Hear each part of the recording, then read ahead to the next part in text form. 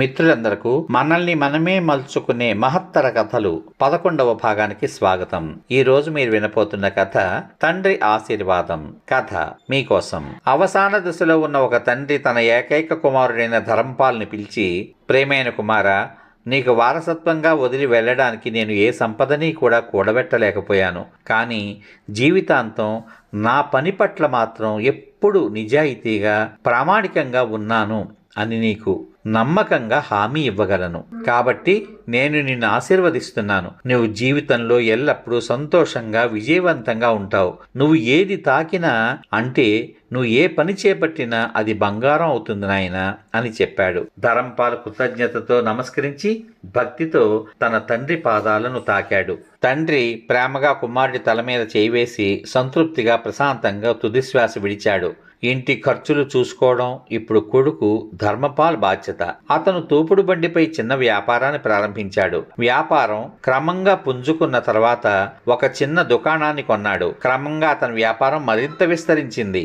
త్వరలోనే నగరంలోని సంపన్నులలో, ఐశ్వర్యవంతులలో అతను ఒకటిగా లెక్కించబడ్డాడు. ఇదంతా తన తండ్రి దీవెనల ఫలితమే అని అతను నిజంగా నమ్మాడు. తన తండ్రి ఎన్ని కష్టాలు పడినా సహనాన్ని విడిచిపెట్టలేదు. విశ్వాసం గాని ప్రామాణికతను గాని కోల్పోలేదు. అందువల్లనే ఆయన మాటలకు అటువంటి శక్తి ఉండి ఆయన ఆశీర్వాదాలు తనకు లభించాయి, ఫలించాయి. ధర్మపాల్ ఎల్లప్పుడూ అందరికీ ఇలా చెబుతూ తన విజయానికి తన తండ్రి యొక్క ఆశీస్సులే కారణమని చెబుతూ ఉండేవాడు. ఒకరోజు ఒక స్నేహితుడు అతన్ని అడిగాడు, మీ నాన్న అంత శక్తివంతుడైతే ఎందుకు ఆయన వృద్ధి చెందలేదు? ఎందుకు సంతోషంగా జీవించలేకపోయాడు?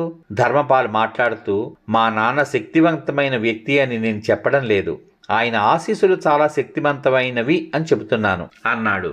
ఎప్పుడూ తన తండ్రి ఆశీర్వాదం గురించి మాట్లాడడం వలన అందరూ అతనికి తండ్రి ఆశీర్వాదం అని పేరు పెట్టారు. ధర్మపాల్ దీన్ని పట్టించుకోలేదు.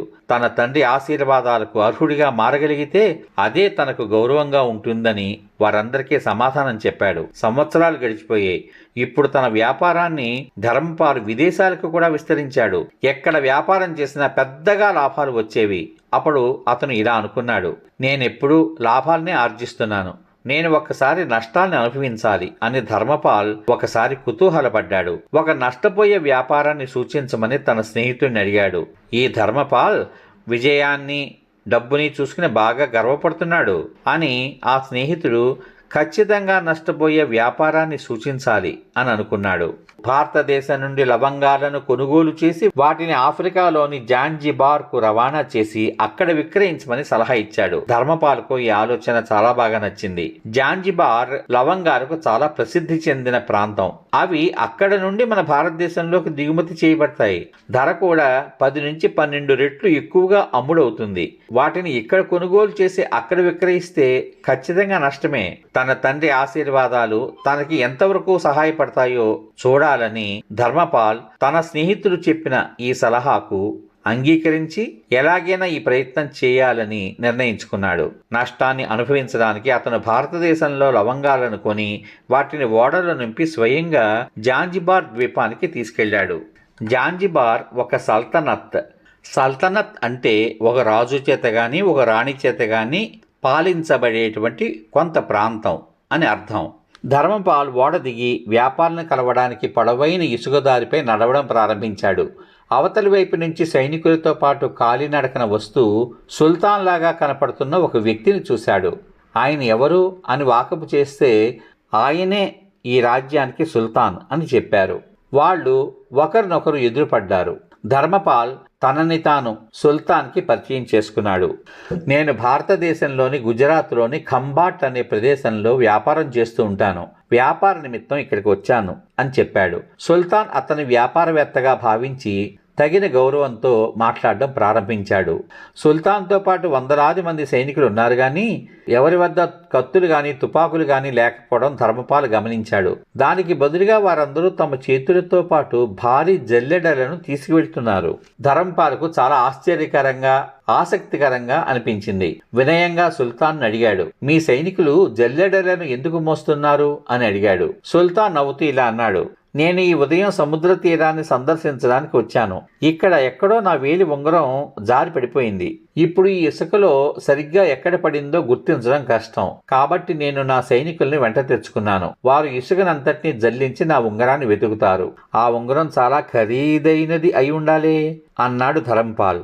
దానికి సమాధానంగా సుల్తాన్ ఇలా చెప్పాడు, నా దగ్గర దానికంటే చాలా విలువైన లెక్కలేనన్ని ఉంగరాలున్నాయి. కానీ ఈ ఉంగరం ఒక సాధువు యొక్క ఆశీర్వాదం. ఆ సాధువు ఆశీర్వాదం వల్ల నా సల్తనత్ అంటే నా రాజ్యం చాలా దృఢంగా సంతోషంగా ఉందని నేను నమ్ముతున్నాను. కాబట్టి నా మనసులో ఆ ఉంగరం విలువ నా సల్తనత్ కంటే ఎక్కువ. అప్పుడు సుల్తాన్ మళ్ళీ వ్యాపారం గురించి మాట్లాడడం ప్రారంభించి, అయితే ఈసారి ఏం వస్తువులు తెచ్చావు నువ్వు అని ధర్మపాల్ని అడిగాడు. లవంగాలు తెచ్చాను అన్నాడు ధర్మపాల్. అది విని సుల్తాన్ ఆశ్చర్యపోయాడు. ఇది లవంగాల దేశం, ఇక్కడ లవంగాలు అమ్మడానికి వచ్చావా? మీకు అలాంటి సలహా ఎవరిచ్చారు? ఖచ్చితంగా ఆ వ్యక్తి మీ శత్రువై ఉండాలి. ఇక్కడ 1 పైసాతో గుప్పెడు లవంగాల్ని కొనుక్కోవచ్చు. ఇక్కడ మీ నుండి లవంగాలు ఎవరు కొంటారు?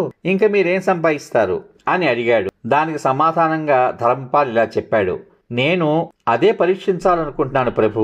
నేను ఇక్కడ ఏమైనా లాభం పొందగలనో లేదో చూడాలి. నాన్నగారి ఆశీర్వాదంతో ఇప్పటి వరకు నేను ఏ వ్యాపారం చేసినా లాభసాటిగా సాగింది. కాబట్టి ఇప్పుడు ఆయన ఆశీస్సులు ఇక్కడ కూడా పనిచేస్తాయో లేదో చూడాలనుకుంటున్నాను. దానికి సుల్తాన్ ఇలా అడిగాడు, తండ్రి ఆశీస్సులా? అంటే దాని అర్థం ఏమిటి?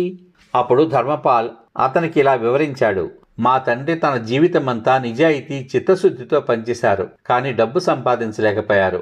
మరణ సమయంలో నా చేతిపై చెయ్యి వేసి నీ చేతిలోని ధూళి కూడా బంగారంగా మారాలని ఆశీర్వదించారు అని ఆ మాటలు మాట్లాడుతూ ధర్మపాల్ వంగి నేల నుండి గుప్పెడు ఇసుక తీసుకున్నాడు. ఇసుకను తన చేతి వేళ్ల మధ్య నుంచి జారిపోనిస్తూ సుల్తాన్ ముందు గుప్పెడును తెరిచేసరికి ధర్మపాల్, సుల్తాన్ ఇద్దరి కళ్ళు ఆశ్చర్యంతో పెద్దవయ్యాయి. ఇసుక మొత్తం జారిపోయిన తర్వాత ధర్మపాల్ చేతిలో వజ్రం పొదిగిన ఉంగరం మిగిలి ఉంది. సుల్తాన్ వెతుకుతున్న ఉంగరం ఇదే. అతను ఉంగరాన్ని చూసి చాలా సంతోషించాడు. ఇది మహాద్భుతం. ఓ అల్లా, చాలా కృతజ్ఞతలు. మీరు ఒక తండ్రి ఆశీస్సులను నిజం చేశారు అన్నాడు ధరంపాల్తో. అదే భగవంతుడు సాధువు ఆశీస్సులకు కూడా శక్తి ప్రసాదిస్తాడని ధరంపాల్ అన్నాడు. అది విన్న సుల్తాన్ మరింత సంతోషించాడు. అతను ధర్మపాల్ని కౌగిలించుకుని, ఈవేళ నువ్వు ఏది కోరుకుంటే అది ఇస్తాను అన్నాడు. ధర్మపాల్ ఇలా అన్నాడు, నీ ప్రజలను బాగా చూసుకోగాక.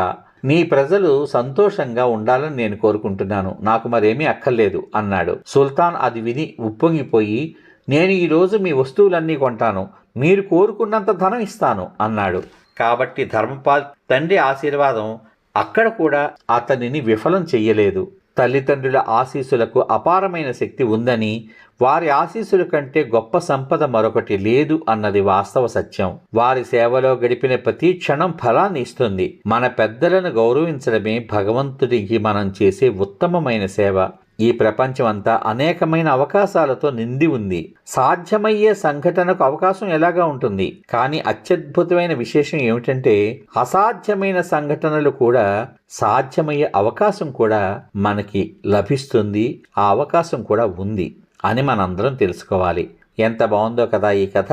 కాబట్టి ఈ కథ విన్న ప్రతి ఒక్కరికి కూడా మీ కన్న తల్లిదండ్రుల యొక్క ఆశీస్సులు పరిపూర్ణంగా ఎల్లవేళలా ఉండాలని కోరుకుంటూ, వారి ఆశీర్వాద బలంతో ఈ కథను విన్న వారందరూ మీ జీవితంలో ధర్మపాలంత ఉన్నత స్థానానికి ఎదగాలని మనస్ఫూర్తిగా ఆశిస్తూ, మళ్ళీ రేపు మరొక మంచి కథతో కలుసుకుందాం. అంతవరకు సర్వే జనా సుఖినో భవంతు.